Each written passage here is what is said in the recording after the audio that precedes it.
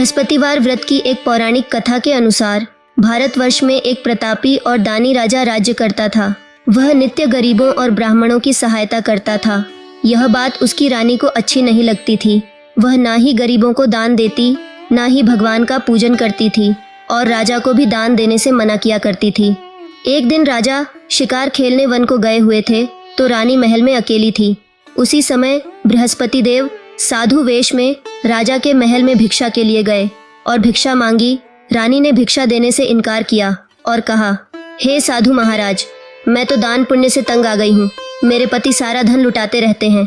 मेरी इच्छा है कि हमारा धन नष्ट हो जाए, फिर ना रहेगा बांस, ना बजेगी बांसुरी। साधु ने कहा, देवी, तुम तो बड़ी विचित्र हो। धन, संतान तो सभी चाहते हैं। पुत्र और लक्ष्मी तो पापी के घर भी होने चाहिए। यदि तुम्हारे पास अधिक धन है तो भूखों को भोजन दो, प्यासों के लिए प्याऊ बनवाओ, मुसाफिरों के लिए धर्मशालाएं खुलवाओ। जो निर्धन अपनी कुंवारी कन्याओं का विवाह नहीं कर सकते, उनका विवाह करा दो। ऐसे और कई काम हैं जिनके करने से तुम्हारा यश लोक परलोक में फैलेगा। परंतु रानी पर उपदेश का कोई प्रभाव ना पड़ा। वह बोली, महाराज, आप मुझे कुछ ना समझाए। मैं ऐसा धन नहीं चाहती जो हर जगह बांटती फिरूं। साधु ने उत्तर दिया, यदि तुम्हारी ऐसी इच्छा है तो तथास्तु। तुम ऐसा करना कि बृहस्पतिवार को घर लीपकर पीली मिट्टी से अपना सिर धोकर स्नान करना, भट्टी चढ़ाकर कपड़े धोना। ऐसा करने से आपका सारा धन नष्ट हो जाएगा। इतना कहकर वह साधु महाराज वहां से चले गए। साधु के अनुसार कई बातों को पूरा करते हुए रानी को केवल 3 बृहस्पतिवार ही बीते थे कि उसकी समस्त धन संपत्ति नष्ट हो गई। भोजन के लिए राजा का परिवार तरसने लगा। तब एक दिन राजा ने रानी से बोला कि हे रानी, तुम यही रहो, मैं दूसरे देश को जाता हूँ, क्योंकि यहाँ पर सभी लोग मुझे जानते हैं, इसलिए मैं कोई छोटा कार्य नहीं कर सकता। ऐसा कहकर राजा परदेश चला गया। वहाँ वह जंगल से लकड़ी काट कर लाता और शहर में बेचता। इस तरह वह अपना जीवन व्यतीत करने लगा। इधर राजा के परदेश जाते ही रानी और दासी दुखी रहने लगी। एक बार जब रानी और दासी को 7 दिन तक बिना भोजन के रहना पड़ा तो रानी ने अपनी दासी से कहा, हे दासी, पास ही के नगर में मेरी बहन रहती है। वह बड़ी धनवान है। तू उसके पास जा और कुछ ले आ, ताकि थोड़ी बहुत गुजर बसर हो जाए। दासी रानी की बहन के पास गई। उस दिन गुरुवार था और रानी की बहन उस समय बृहस्पतिवार व्रत की कथा सुन रही थी।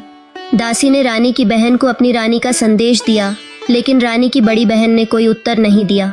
जब दासी को रानी की बहन से कोई उत्तर नहीं मिला तो वह बहुत दुखी हुई और उसे क्रोध भी आया। दासी ने वापस आकर रानी को सारी बात बता दी। ये सुनकर रानी ने अपने भाग्य को कोसा।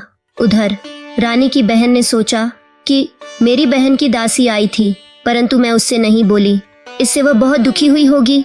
कथा सुनकर और पूजन समाप्त करके वह अपनी बहन के घर आई और कहने लगी, हे बहन, मैं बृहस्पतिवार का व्रत कर रही थी। तुम्हारी दासी मेरे घर आई थी, परंतु जब तक कथा होती है तब तक ना तो उठते हैं और ना ही बोलते हैं, इसलिए मैं नहीं बोली। कहो दासी, क्यों आई थी? रानी बोली, बहन, तुमसे क्या छिपाऊं, हमारे घर में खाने तक को अनाज नहीं था। ऐसा कहते कहते रानी की आंखें भर आईं। उसने दासी समेत पिछले 7 दिनों से भूखे रहने तक की बात अपनी बहन को विस्तार पूर्वक सुना दी। रानी की बहन बोली, बहन, भगवान बृहस्पति देव सबकी मनोकामना को पूर्ण करते हैं। देखो, शायद तुम्हारे घर में अनाज रखा हो। पहले तो रानी को विश्वास नहीं हुआ, पर बहन के आग्रह करने पर उसने अपनी दासी को अंदर भेजा तो उसे सचमुच अनाज से भरा एक घड़ा मिल गया। यह देखकर दासी को बड़ी हैरानी हुई।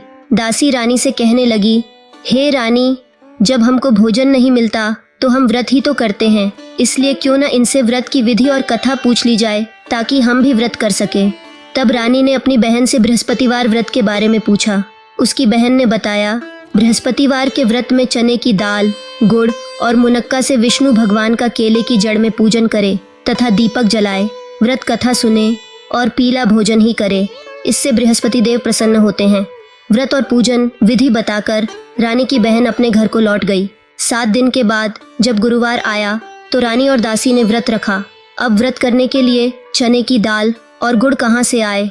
तब वह घुड़साल में जाकर चना और गुड़ लेकर आई। फिर उसे केले की जड़ तथा विष्णु भगवान का पूजन किया। अब पीला भोजन कहाँ से आए? इस बात को लेकर दोनों बहुत दुखी थे, क्योंकि उन्होंने व्रत रखा था, इसलिए बृहस्पति देव उनसे प्रसन्न थे। और इसलिए वे एक साधारण व्यक्ति का रूप धारण कर 2 थालों में सुंदर पीला भोजन दासी को दे गए। भोजन पाकर दासी प्रसन्न हुई और फिर रानी के साथ मिलकर भोजन ग्रहण किया। उसके बाद वे सभी गुरुवार को व्रत और पूजन करने लगी। बृहस्पति भगवान की कृपा से उनके पास फिर से धन संपत्ति आ गई, परंतु रानी फिर से पहले की तरह आलस्य करने लगी। तब दासी बोली, देखो रानी, तुम पहले भी इस प्रकार आलस्य करती थी। तुम्हें धन रखने में कष्ट होता था, इस कारण सभी धन नष्ट हो गया, और अब जब भगवान बृहस्पति की कृपा से धन मिला है तो तुम्हें फिर से आलस्य होता है। रानी को समझाते हुए दासी कहती है कि बड़ी मुसीबतों के बाद हमने यह धन पाया है, इसलिए हमें दान पुण्य करना चाहिए, भूखे मनुष्यों को भोजन कराना चाहिए और धन को शुभ कार्यों में खर्च करना चाहिए, जिससे तुम्हारे कुल का यश बढ़ेगा, स्वर्ग की प्राप्ति होगी और पितृ प्रसन्न होंगे। दासी की बात मानकर रानी अपना धन शुभ कार्यों में खर्च करने लगी, जिससे पूरे नगर में उसका यश फैलने लगा। एक दिन रानी और दासी आपस में विचार करने लगी कि न जाने राजा किस दशा में होंगे, उनकी कोई खोज खबर भी नहीं है। तो उन्होंने श्रद्धा पूर्वक बृहस्पति भगवान से प्रार्थना की कि राजा जहाँ कहीं भी हो शीघ्र वापस आ जाए। उधर राजा परदेश में बहुत दुखी रहने लगा।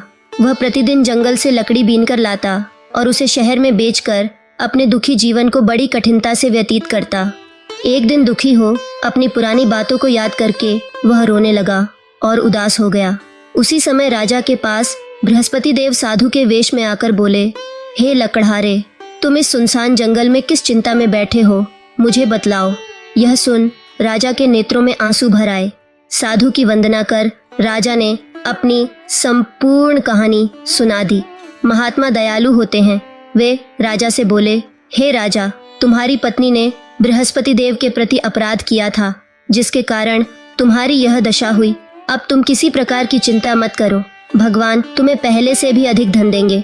देखो, तुम्हारी पत्नी ने बृहस्पतिवार का व्रत प्रारंभ कर दिया है। अब तुम भी बृहस्पतिवार का व्रत करके चने की दाल और गुड़ जल के लोटे में डालकर केले की जड़ का पूजन करो। फिर कथा कहो या सुनो, भगवान तुम्हारी सब कामनाओं को पूर्ण करेंगे। साधु की बात सुनकर राजा बोला, हे प्रभु, लकड़ी बेचकर तो इतना पैसा भी नहीं बचता जिससे भोजन करने के उपरांत कुछ बचा सकूं। फिर मैं बृहस्पति देव की क्या कहानी कहूँ, यह भी मुझको मालूम नहीं है। साधु ने कहा, हे राजा, मन में बृहस्पति भगवान के पूजन व्रत का निश्चय करो, वे स्वयं तुम्हारे लिए कोई राह बना देंगे। बृहस्पतिवार के दिन तुम रोजाना की तरह लकड़ियां लेकर शहर में जाना। तुम्हें रोज से दुगना धन प्राप्त होगा, जिससे तुम भली भांति भोजन कर लोगे तथा बृहस्पति देव की पूजा का सामान भी आ जाएगा। जो तुमने बृहस्पतिवार की कहानी के बारे में पूछा है वह इस प्रकार है। प्राचीन काल में एक बहुत ही निर्धन ब्राह्मण था। उसके कोई संतान नहीं थी। वह नित्य पूजा पाठ करता और उसकी स्त्री ना स्नान करती और न किसी देवता का पूजन करती। वह बड़ी ही मलिन स्वभाव की थी। इस कारण वह ब्राह्मण बहुत दुखी रहता था। भगवान की कृपा से ब्राह्मण के यहाँ एक कन्या उत्पन्न हुई। कन्या बड़ी होने लगी। सुबह स्नान करके वह भगवान विष्णु का जप करती, बृहस्पतिवार का व्रत भी करने लगी। पूजा पाठ समाप्त कर पाठशाला जाती तो अपनी मुट्ठी में जौ भरकर ले जाती और पाठशाला जाने के मार्ग में डालती जाती। लौटते समय वही जौ स्वर्ण के हो जाते तो उनको बीनकर घर ले आती। एक दिन वह बालिका सूप में उन सोने के जौ को फटक कर साफ कर रही थी कि तभी उसकी माँ ने देख लिया और कहा, हे बेटी, सोने के जौ को फटकने के लिए सोने का सूप भी तो होना चाहिए। दूसरे दिन गुरुवार था। कन्या ने व्रत रखा और बृहस्पति देव से सोने का सूप देने की प्रार्थना की। बृहस्पति देव ने उसकी प्रार्थना स्वीकार कर ली। रोजाना की तरह वह कन्या जौ फैलाती हुई पाठशाला चली गई। पाठशाला से लौटकर जब वह जौ बीन रही थी तो बृहस्पति देव की कृपा से उसे सोने का सूप मिला। उसे वह घर ले आई और उसे जौ साफ करने लगी, परंतु उसकी माँ का वही ढंग रहा। एक दिन की बात है, कन्या सोने के सूप में जब जौ साफ कर रही थी उस समय उस नगर का राजकुमार वहां से निकला। कन्या के रूप को देखकर वह उस पर मोहित हो गया। राजमहल आकर वह भोजन तथा जल त्याग कर उदास होकर लेट गया। राजा को जब राजकुमार द्वारा अन्न जल त्यागने का समाचार पता चला तो अपने मंत्रियों के साथ वह अपने पुत्र के पास गया और कारण पूछा। तब राजकुमार ने सारी बात बताई और राजा को उस लड़की के घर का पता भी बता दिया। मंत्री उस लड़की के घर गया। मंत्री ने ब्राह्मण के समक्ष राजा की ओर से निवेदन किया। कुछ ही दिन बाद ब्राह्मण की कन्या का विवाह राजकुमार के साथ संपन्न हो गया। कन्या के घर से जाते ही ब्राह्मण के घर में पहले की भांति गरीबी का निवास हो गया। एक दिन दुखी होकर ब्राह्मण अपनी पुत्री से मिलने गए। बेटी ने पिता की अवस्था को देखा और अपनी माँ का समाचार पूछा। ब्राह्मण ने सभी हाल कह सुनाया। कन्या ने बहुत सा धन देकर अपने पिता को विदा कर दिया, लेकिन कुछ दिन बाद फिर वही हाल हो गया। ब्राह्मण फिर अपनी कन्या के यहाँ गया और सभी हाल कहा तो पुत्री बोली, हे पिताजी, आप माताजी को यहाँ ले आओ, मैं उन्हें वह विधि बता दूंगी जिससे गरीबी हमेशा के लिए दूर हो जाए। ब्राह्मण देवता अपनी स्त्री को साथ लेकर अपनी पुत्री के पास राजमहल पहुँचे तो पुत्री अपनी माँ को समझाने लगी, हे माँ, तुम प्रातः काल स्नानादि करके विष्णु भगवान का पूजन करो तो सब दरिद्रता दूर हो जाएगी। परंतु उसकी माँ ने उसकी एक भी बात नहीं मानी। वह प्रातः काल उठकर अपनी पुत्री का बचा जूठन खा लेती थी। एक दिन उसकी पुत्री को बहुत गुस्सा आया। उसने अपनी माँ को एक कोठरी में बंद कर दिया। प्रातः उसे स्नानादि करा के पूजा पाठ करवाया तो उसकी माँ की बुद्धि ठीक हो गई। इसके बाद वह नियम से पूजा पाठ करने लगी और प्रत्येक बृहस्पतिवार को व्रत रखने लगी। इस व्रत के प्रभाव से मृत्यु के बाद वह स्वर्ग को गई। वह ब्राह्मण भी सुख पूर्वक इस लोक का सुख भोग कर स्वर्ग को प्राप्त हुआ। इस तरह कहानी कहकर साधु देवता वहां से अंतर्ध्यान हो गए। धीरे धीरे समय व्यतीत होने पर फिर बृहस्पतिवार का दिन आया। राजा जंगल से लकड़ी काटकर शहर में बेचने गया। उसे उस दिन और दिनों से अधिक धन मिला। राजा ने चना, गुड़ आदि लाकर बृहस्पतिवार का व्रत किया। उस दिन से उसके सभी क्लेश दूर हुए। परंतु जब अगले गुरुवार का दिन आया तो वह बृहस्पतिवार का व्रत करना भूल गया। इस कारण बृहस्पति भगवान नाराज हो गए। उस दिन उस नगर के राजा ने विशाल अनुष्ठान का आयोजन किया तथा अपने समस्त राज्य में यह घोषणा करा दी कि कोई भी मनुष्य अपने घर में भोजन न बनावे, न आग जलावे। समस्त जनता मेरे यहाँ भोजन करने आवे। इस आदेश को जो न मानेगा उसे फांसी की सजा दी जाएगी। इस तरह की घोषणा संपूर्ण नगर में करवा दी गई। राजा के आदेश अनुसार शहर के सभी लोग भोजन करने गए, लेकिन लकड़हारा कुछ देर से पहुंचा, इसलिए राजा उसको अपने साथ महल ले गए। और जब राजा लकड़हारे को भोजन करा रहे थे तो रानी की दृष्टि उस खूंटी पर पड़ी जिस पर उसका हार लटका हुआ था। वह वहां पर दिखाई नहीं दिया। रानी ने निश्चय किया कि मेरा हार इस मनुष्य ने चुरा लिया है। उसी समय सिपाहियों को बुलाकर उसको कारागार में डलवा दिया गया। जब लकड़हारा कारागार में पड़ गया और बहुत दुखी होकर विचार करने लगा कि न जाने मेरे कौन से पूर्व जन्म के कर्म से मुझे यह दुख प्राप्त हुआ है, और उसी साधु को याद करने लगा जो कि जंगल में मिला था। उसी समय तत्काल बृहस्पति देव साधु के रूप में प्रकट हुए और उसकी दशा को देखकर कहने लगे, अरे मूर्ख, तूने बृहस्पति देव का व्रत नहीं किया, इस कारण तुझे दुख प्राप्त हुआ है। अब चिंता मत कर, बृहस्पतिवार के दिन कारागार के दरवाजे पर 4 पैसे पड़े मिलेंगे। उनसे तू बृहस्पति देव की पूजा करना, तेरे सभी कष्ट दूर हो जाएंगे। बृहस्पति के दिन उसे 4 पैसे मिले। लकड़हारे ने कथा कही। उसी रात्रि को बृहस्पति देव ने उस नगर के राजा को स्वप्न में कहा, हे राजा, तुमने जिस आदमी को कारागार में बंद कर दिया है वह निर्दोष है, वह राजा है, उसे छोड़ देना। रानी का हार उसी खूंटी पर लटका है। अगर तू ऐसा नहीं करेगा तो मैं तेरे राज्य को नष्ट कर दूंगा। इस तरह रात्रि के स्वप्न को देखकर राजा प्रातः काल उठा और खूंटी पर हार देखकर लकड़हारे को बुलाकर क्षमा मांगी तथा लकड़हारे को योग्य सुंदर वस्त्र आभूषण देकर विदा कर दिया। बृहस्पति देव के आदेश अनुसार लकड़हारा अपने नगर को चल दिया। राजा जब अपने नगर के निकट पहुंचा तो उसे बड़ा आश्चर्य हुआ। नगर में पहले से अधिक बाग, तालाब, कुएं तथा बहुत सी धर्मशाला, मंदिर आदि बन गई हैं। राजा ने पूछा, यह किसका बाग और धर्मशाला है? तब नगर के सब लोग कहने लगे, यह सब रानी और दासी के हैं। तो राजा को आश्चर्य हुआ और गुस्सा भी आया कि उसकी अनुपस्थिति में रानी के पास धन कहाँ से आया होगा। जब रानी ने यह खबर सुनी कि राजा आ रहे हैं तो उसने अपनी दासी से कहा कि हे दासी, देख राजा हमको कितनी बुरी हालत में छोड़ गए थे। हमारी ऐसी हालत देखकर वह लौट न जाए, इसलिए तू दरवाजे पर खड़ी हो जा। आदेश अनुसार दासी दरवाजे पर खड़ी हो गई। राजा आए तो उन्हें अपने साथ ले आई। तब राजा ने क्रोध करके अपनी रानी से पूछा कि यह धन तुम्हें कैसे प्राप्त हुआ है? तब रानी ने कहा, हमें यह सब धन बृहस्पति देव व्रत के प्रभाव से प्राप्त हुआ है। तब राजा ने निश्चय किया कि 7 रोज बाद तो सभी बृहस्पति देव का पूजन करते हैं, परंतु मैं प्रतिदिन दिन में 3 बार कहानी तथा रोज व्रत किया करूँगा। अब हर समय राजा के दुपट्टे में चने की दाल बंधी रहती तथा वह दिन में 3 बार कहानी कहता। एक रोज राजा ने विचार किया कि चलो अपनी बहन के यहाँ हो आए। इस तरह निश्चय कर राजा घोड़े पर सवार हो अपनी बहन के यहाँ को चलने लगा। मार्ग में उसने देखा कि कुछ आदमी एक मुर्दे को लिए जा रहे हैं। उन्हें रोककर राजा कहने लगा, अरे भाइयों, मेरी बृहस्पति देव की कथा सुन लो।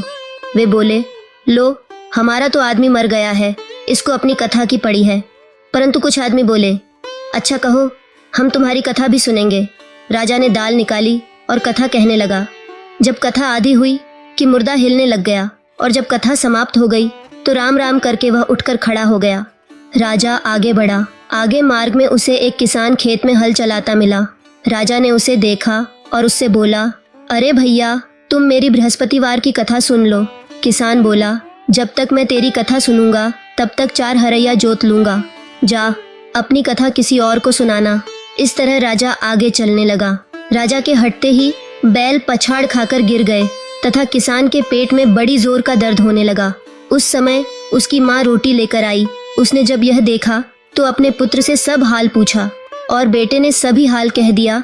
तो बुढ़िया दौड़ी दौड़ी उस घुड़सवार राजा के पास गई और उसे बोली कि मैं तेरी कथा सुनूंगी, तू अपनी कथा मेरे खेत पर चलकर ही कहना। राजा ने बुढ़िया के खेत पर जाकर कथा कही, जिसके सुनते ही वह बैल उठ खड़े हुए तथा किसान के पेट का दर्द भी बंद हो गया। राजा अपनी बहन के घर पहुंचा। बहन ने भाई की खूब मेहमानी की। दूसरे दिन प्रातः राजा जगा तो वह देखने लगा कि सब लोग भोजन कर रहे हैं। राजा ने अपनी बहन से कहा, ऐसा कोई मनुष्य है जिसने भोजन नहीं किया हो और मेरी बृहस्पतिवार की कथा सुन ले। बहन बोली, हे भैया, यह देश ऐसा ही है कि पहले यहाँ लोग भोजन करते हैं, बाद में अन्य काम करते हैं। अगर कोई पड़ोस में हो तो देख आती हूँ। वह ऐसा कहकर देखने चली गई, परंतु उसे कोई ऐसा व्यक्ति नहीं मिला जिसने भोजन न किया हो। फिर वह एक कुम्हार के घर गई जिसका लड़का बीमार था। उसे मालूम हुआ कि उनके यहाँ 3 रोज से किसी ने भोजन नहीं किया है। रानी ने अपने भाई की कथा सुनने के लिए कुम्हार से कहा। वह तैयार हो गया। राजा ने जाकर बृहस्पतिवार की कथा कही, जिसको सुनकर उसका लड़का ठीक हो गया। अब तो राजा की प्रशंसा होने लगी। एक रोज राजा ने अपनी बहन से कहा कि हे बहन, हम अपने घर को जाएंगे, तुम भी तैयार हो जाओ। राजा की बहन ने अपनी सास से कहा। सास ने कहा, हाँ चली जा, परंतु अपने बच्चों को मत ले जाना, क्योंकि तेरे भाई को कोई संतान नहीं है। बहन ने अपने भाई से कहा, हे भैया, मैं तो चलूंगी, पर कोई बालक नहीं जाएगा, क्योंकि सासू माँ की अनुमति नहीं है। राजा बोला, जब कोई बालक नहीं चलेगा तब तुम भी चल के क्या करोगी।